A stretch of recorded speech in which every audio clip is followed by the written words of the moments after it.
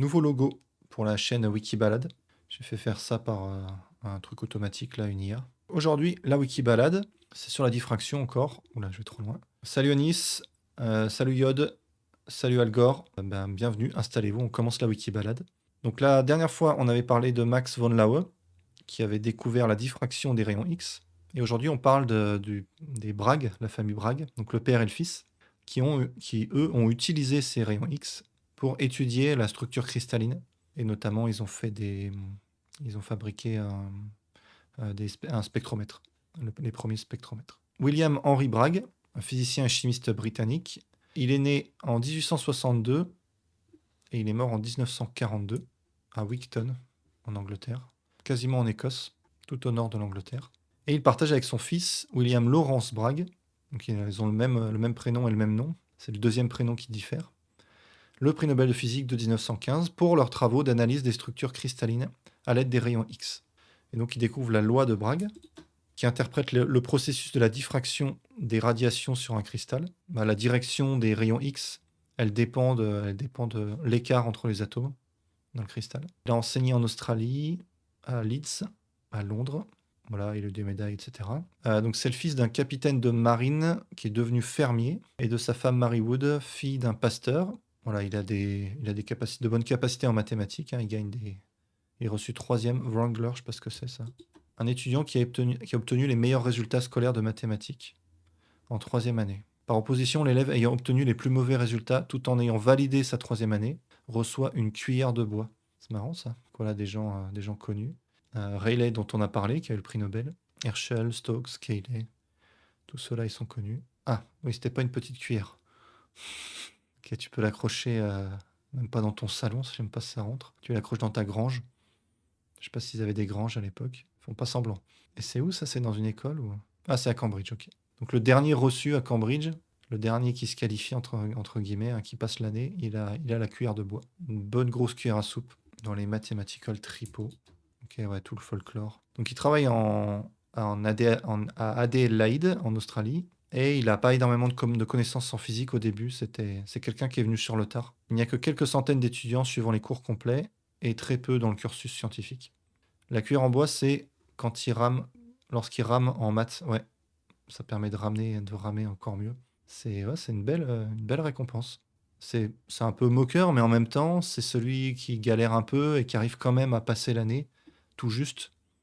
Et donc, il a le droit à sa récompense. Ça peut être pris premier degré aussi comme récompense. Voilà, il développe ses connaissances en sciences et ce n'est pas avant qu'il ait 40 ans qu'il commence ses travaux de recherche importants.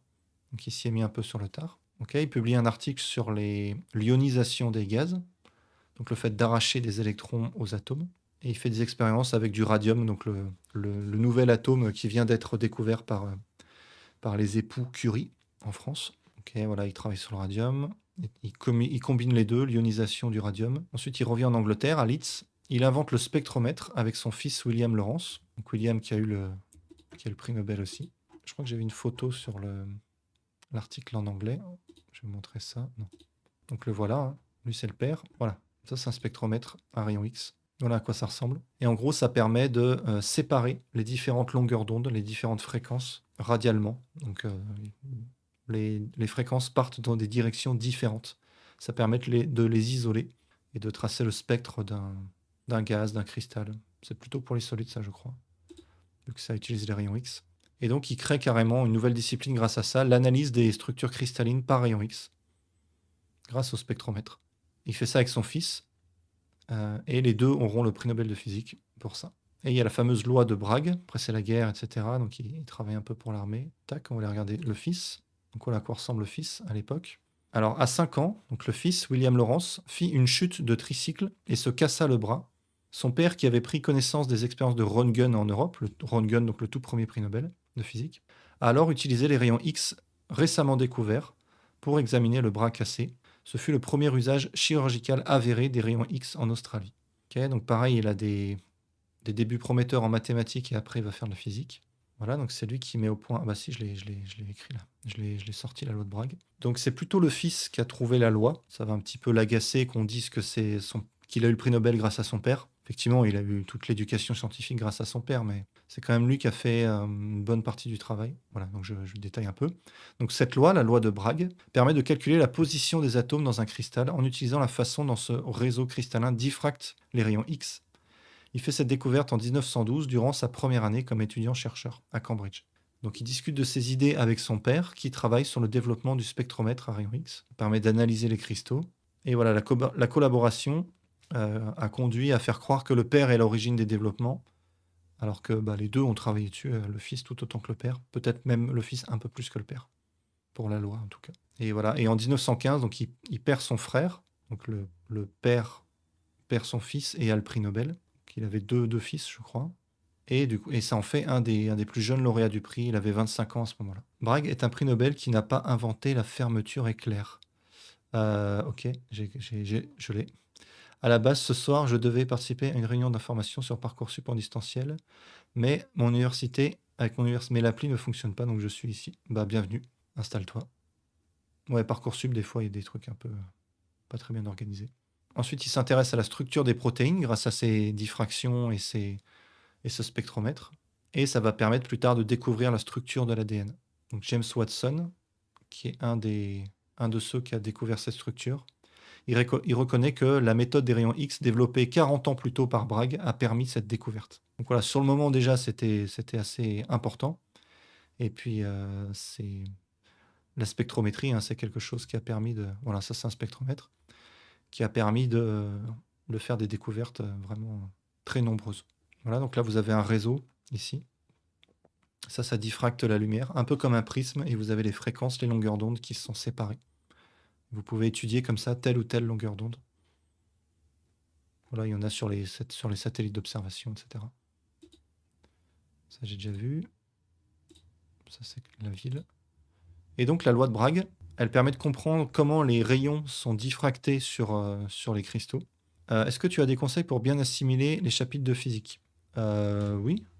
Les conseils qu'on donne souvent, c'est de faire des fiches de questions. C'est la méthode la plus reconnue et la plus efficace. Donc, au lieu de faire des fiches de résumé, tu fais des fiches de questions. Et tu essayes de voir si tu arrives à répondre aux questions. Un peu comme si tu te faisais toi-même une interro sur le cours. Et à force de faire ça, le cours, tu vas réussir à le maîtriser. Ça, c'est pour l'apprentissage. Et pour la partie compréhension, il faut que tu essayes de réexpliquer les petites parties, comme si tu expliquais ça à quelqu'un. Voilà, c'est les deux conseils qu'on donne souvent aux étudiants. Ça marche bien de faire ça.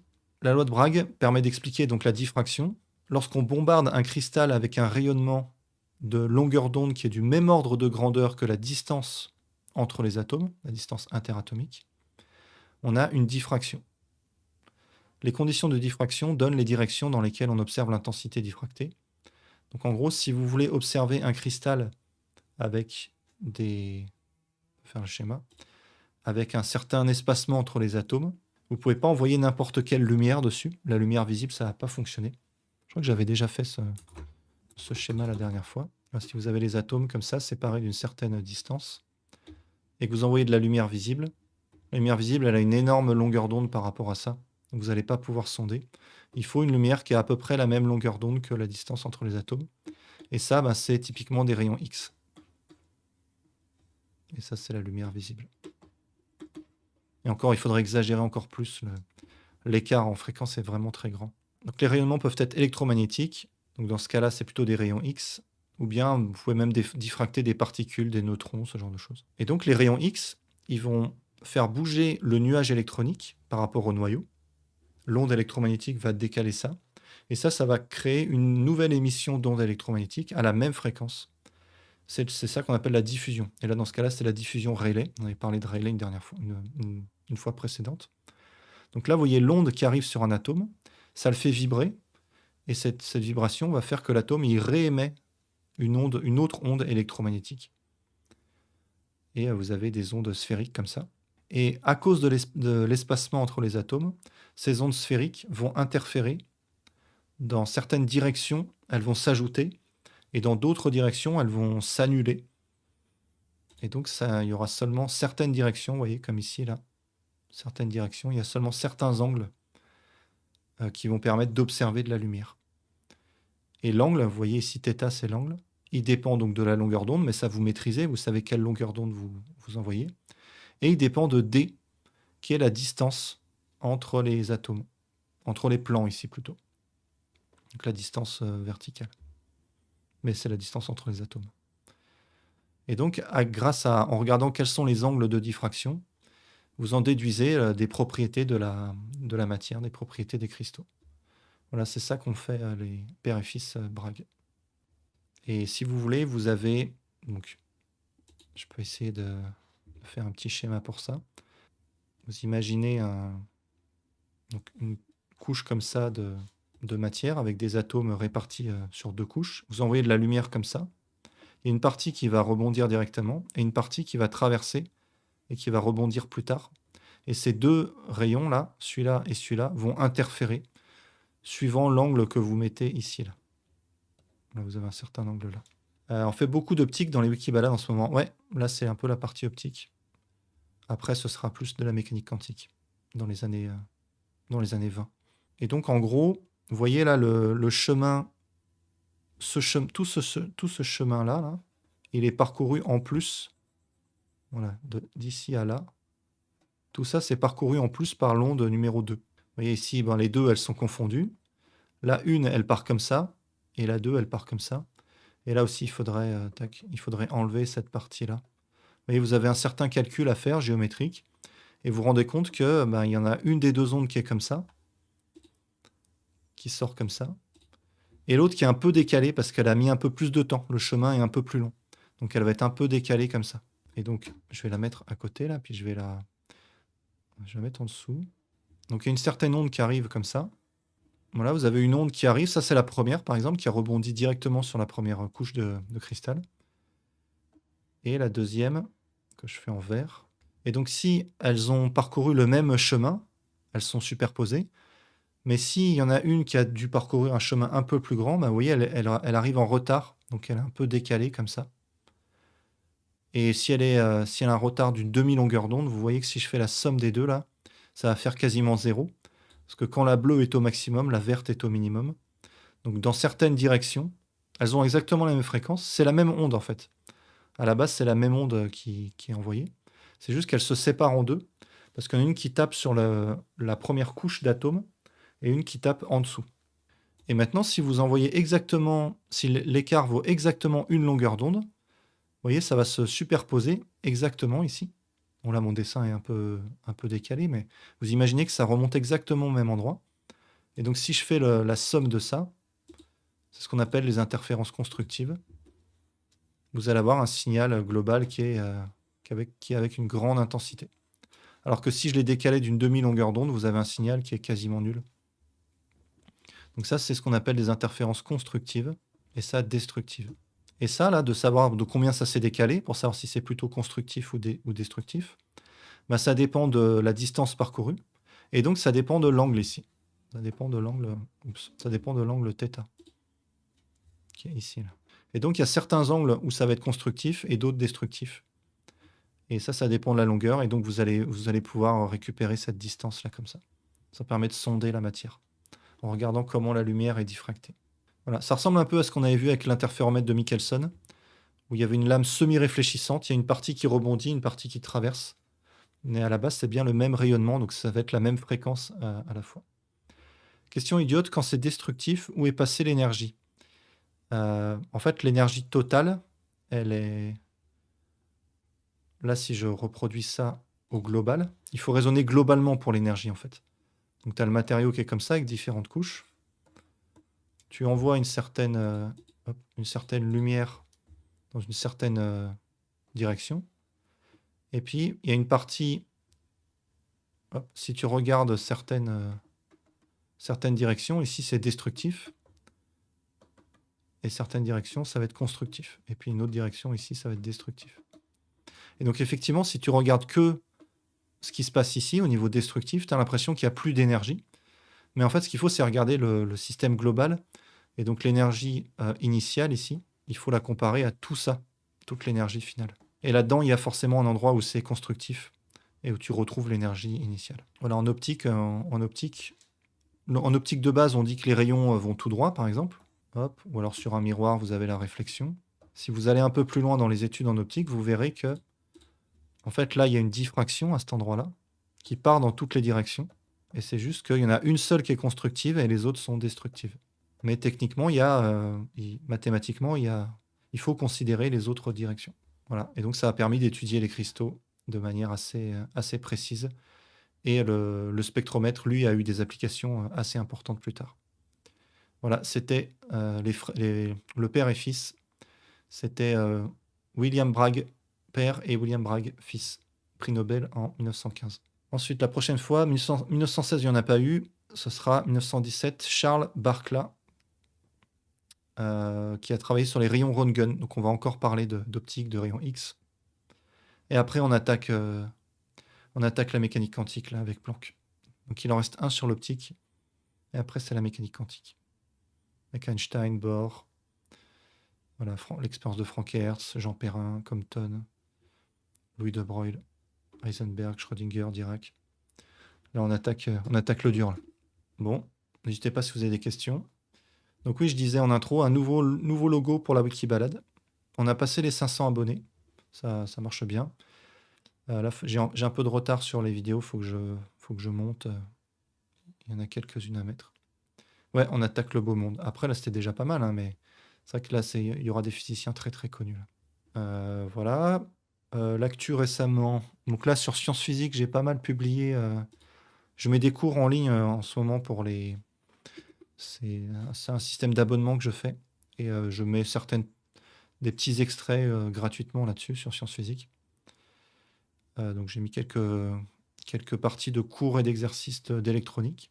Et sur Réussir ses études scientifiques, il y a une vidéo qui est sortie la semaine dernière où je parle des salaires des ingénieurs. Et je dis que je montre qu'il y a une sorte de pénurie, en fait, il y a de moins en moins d'ingénieurs, alors que les entreprises, elles en ont besoin de plus en plus. Et donc ça a tendance mécaniquement à faire monter les salaires. Donc le métier est en train de prendre en valeur. Voilà, et j'ai reçu la version 1 du montage de la prochaine vidéo sur la chaîne principale. Donc la vidéo avec Superama. Et c'est pas mal, ça va être sympa. Je pense que ça sortira mardi prochain et on fera un live avec Superama. On discutera un peu de la vidéo et de leur chaîne. Tes formations sur abonnement, c'est quel niveau? C'est niveau lycée et prépa. Là, pour l'instant, il n'y a pas trop de monde, donc je peux répondre à toutes les questions, mais rapidement, je vais limiter le nombre de places.